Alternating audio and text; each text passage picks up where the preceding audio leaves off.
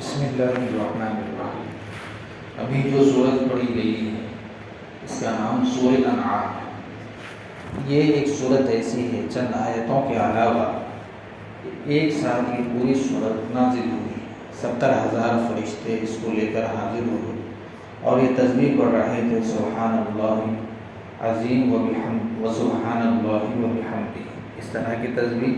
فرشتوں کے زبان پر جاری تھی، اللہ کے رسول صلی اللہ علیہ وسلم بھی یہ تسبیح پڑھ رہے ہیں۔ یہ روایتوں میں آتا ہے کہ جو شخص بھی اس سورت کی تلاوت کرتا ہے تو تقریباً 70,000 فرشتے اس کے ثواب لکھنے پر مامور ہو جاتے ہیں۔ اس کے بعد اس کے اندر اللہ رب العزت کی وحدانیت اور توحید اور اس کے دلائل بیان کیے گئے ہیں، اور اس کے بعد یہ اشارے اللہ کے رسول صلی اللہ علیہ وسلم کے واسطے سے بتائے گئے ہیں کہ بھائی آپ سے پہلے بھی ہم نے امتوں کو تنگی میں مبتلا کیا، تنگ دستی میں مبتلا کیا، تاکہ لوگ گھبرا کر ہماری نافرمانی سے بچ جائیں اور ہماری بات ماننے پر آ جائیں، لیکن وہ کچھ سرکشی میں زیادہ ہوئے تو پھر ہم نے ان کو نعمتوں سے نوازا، لیکن پھر بھی نعمتوں سے نوازنے کے بعد اور سرکشی زیادہ کی تو پھر ہم نے قوم نوح کو اس طرح برباد کیا، پانی کے ذریعے سے برباد کیا۔ حالانکہ وہ جس آپ کے زمانے میں جو قوم ہیں وہ طاقت کے اعتبار سے اور چاہے مال کے اعتبار سے طاقت ہو، جسم کے اعتبار سے طاقت ہو، ان سے بھی زیادہ طاقتور قومیں تھیں اور ان سے زیادہ وہ مالدار قومیں تھیں، تو اس دنیاوی حیثیت سے تو ہم نے قوم نوح کو پانی کے ذریعے سے ان کو غرق کیا، پھر قوم عاد کو ہوا کے ذریعے سے، پھر قوم سمود کو ایک چیخ کے ذریعے سے، پھر ایسی ہی قوم لوط کو ان کی بیجا حرکتوں سے ان زمین سے ان کو الٹ دیا۔ تو ایسی کچھ حرکتیں ان کی ہوئی تھیں تو ہم نے ان کو اس طرح کا 2 طریقے کا عذاب دیا۔ لہٰذا ایک بات تو یہ ہے کہ اگر انسان اللہ رب العزت پھر قرآن کے اندر فرما رہے ہیں، اگر انسان کے پاس سے اگر اس کی ظاہری طاقتیں چھین لی جائیں، مثال کے طور پر اس کی دیکھنے کی طاقت، اس کے سننے کی طاقت، ایسی چلنے کی طاقت، پکڑنے کی طاقت چھین لی جائے تو کون ہے جو اللہ رب العزت کے علاوہ اس کی طاقت کو واپس کر سکتا ہے؟ تو قرآن میں پھر فرمایا گیا ہے کہ جس وقت ان کو یہ طاقتیں چھین لی جاتی ہیں، ظاہری پریشانی کچھ آ جاتی ہے، تو کفار اور مشرکین کا عقیدہ یہی ہوتا ہے کہ یہ ساری چیزیں اللہ ہی کی طرف سے ملنے والی ہیں، تو اسی طرح بندہ بھی یقین کرے۔ اس کے بعد کفار کے کچھ اعتراضات نقل کیے گئے کہ اللہ کے رسول صلی اللہ علیہ وسلم سے انہوں نے اعتراض کیا۔ پہلے تو یہ کیا کہ بھئی آپ ہمارے فیوچر یعنی مستقبل کے ایسے حالات بتا دیجئے تاکہ کچھ اس کے بارے میں ہم کو خبر دے دیجئے کہ ہم آگے آنے والے نقصان سے بچ سکیں اور فائدہ جس چیز سے ہو رہا ہے کہ اس کو ہم حاصل کر سکیں۔ دوسرا اعتراض انہوں نے یہ کیا کہ بھئی آپ ہم کو یہ ساری چیزیں بتانے اور ہم کو ماننے کے بجائے ایسا کر دیجئے کہ آپ اپنے خدا سے، معبود سے، یا آپ اپنی طاقت سے ساری دنیا کے خزانے جمع کر دیجئے تاکہ ہم بھی کمائی وغیرہ سے بچ سکیں، بیٹھ کر کھا سکیں، پھر آپ کی بات مان سکیں۔ تیسری بات انہوں نے کہا کہ بھئی ایک آدمی ہے جو ہمارے ساتھ اٹھتا ہے، بیٹھتا ہے، کھاتا ہے، پیتا ہے اور ہمارے ہی جیسا دنیا کے اندر وجود اس کا ہوا ہے، تو پھر وہ کیسے ہمارے درمیان میں نبی بن سکتا ہے؟ ہاں اگر کوئی فرشتہ ہوتا تو شاید چلو بھئی ہم اس کی بات مان لیتے۔ تو اللہ رب العزت نے 3 باتوں کا بھی اس کے اندر جواب دیا۔ اللہ کے رسول صلی اللہ علیہ وسلم نے فرمایا سب سے پہلی بات تو یہ ہے کہ تمام دنیا کے خزانے اگر جمع کرنا ہے تو میں نے کب دعویٰ کیا ہے کہ بھئی میں تمام دنیا کے خزانے جمع کر سکتا ہوں؟ حالانکہ میں نے کبھی یہ دعویٰ کیا نہیں ہے، اور یہ ساری چیزیں اللہ رب العزت کے ہاتھ میں اور قدرت میں ہیں۔ دوسری چیز یہ ہے کہ میں نے کبھی یہ دعویٰ کیا ہے کہ بھئی میں غیب کا جاننے والا ہوں اور آنے والے تمہارے فیوچر کے حالات میں تمہیں بتا سکتا ہوں، یہ ساری چیزیں میں نے بتائی نہیں ہیں، لہٰذا اس کا دعویٰ بھی تمہارا کرنا غلط ہے، اور میں نے کبھی یہ نہیں کہا۔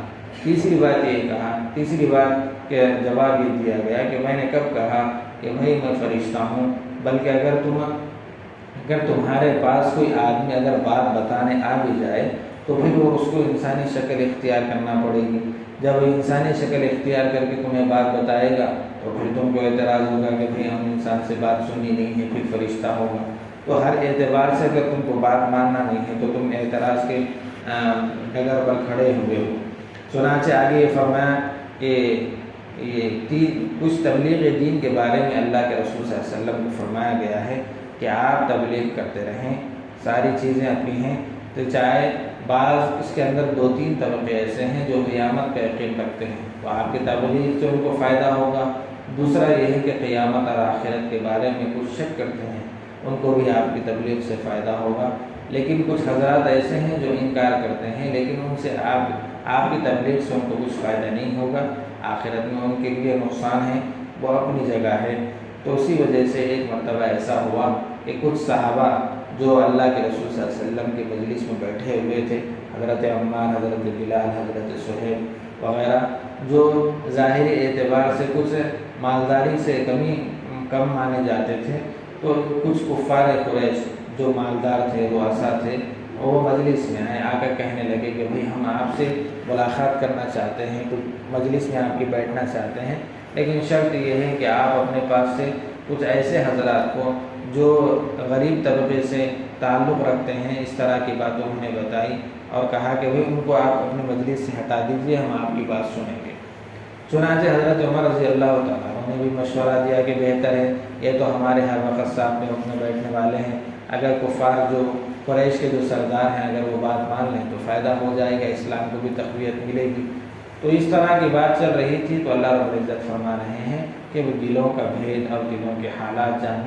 زیادہ جاننے والا میں ہوں، لہٰذا اللہ کے نزدیک کوئی مالدار اور کوئی غریب نہیں ہے، بلکہ ایمان کے اعتبار سے، تقوی کے اعتبار سے جو معتبر ہے اللہ ہی کے نزدیک اس کا اعتبار ہے۔ لہٰذا یہ فرمایا گیا ہے کہ آپ ان کو مجلس سے ہٹا دیں اور ان کے خاطر ان کو لا کر مجلس میں بٹھا دیں، یہ مناسب بات نہیں ہے، اللہ کے رسول صلی اللہ علیہ وسلم کو اشارتاً کوئی ڈانٹ پلائی گئی۔ بہرحال یہ ساری چیزیں ہیں۔ اس کے بعد اللہ رب العزت فرما رہے ہیں بہت ساری چیزیں اور قدرت اللہ رب العزت کے ہاتھ میں ہے، ایک چھوٹی سی چیز نیند کو لے لو، حدیث میں آیا ہے کہ نیند جو ہے موت کی بہن ہے۔ اللہ رب العزت فرما رہے ہیں بندہ جب رات کو سوتا ہے تو ہماری ایسی قدرت ہے کہ ہم اس کے ذریعے سے ایسی قوت اور طاقت چھین لیتے ہیں کہ بندہ کچھ کر نہیں سکتا، حالانکہ اس کو سوچے کہ کسی کو سوچ کر، اسی کو سامنے رکھ کر وہ بھی یہ سوچے کہ مر کر دوبارہ زندہ ہونا ہے۔ جس طرح ہم بندے کو موت دیکھتے ہیں، نیند دے کر پھر دوبارہ جگاتے ہیں، اسی طرح ہمارے اندر طاقت اور قوت ہے کہ ہم موت دے کر بھی دوبارہ زندہ کریں گے۔ علماء نے تفسیر میں اس کی مثال لکھی ہے کہ جس طرح روح نیند کے اندر روح الگ ہو جاتی ہے اور موت کے وقت بھی روح الگ ہو جاتی ہے، البتہ فرق اتنا ہوتا ہے کہ آدمی اگر سو جائے تو جس طرح آئینہ ہے، آئینے کے اندر سورج ہوتا ہے اور سورج کے ذریعے سے جو روشنی، آئینے کے ذریعے سے سورج کی جو روشنی آتی ہے نا، اسی طرح روح کا بھی ایک سایہ بندے کے اوپر پڑتا ہے، بلکہ روح اس سے ہٹ جاتی ہے، اس کا سایہ اس کے اوپر پڑتا ہے، تو گویا کہ وہ روح تو الگ ہے لیکن اس کا سایہ بندے کے اوپر پڑنے کی وجہ سے اس کی سانس چلتے رہتی ہے۔ تو اللہ رب العزت فرما رہے ہیں اتنی طاقت ہمارے اندر ہے اور بندہ روزانہ یہ دیکھ رہا ہے، پھر بھی یقین اگر نہیں کرتا ہے تو اس کا اپنا نقصان ہے۔ تو اسی وجہ سے فرمایا جو انکار کرتے ہیں وہ اپنا نقصان کرتے ہیں، جو یقین کرتے ہیں وہ اپنا فائدہ۔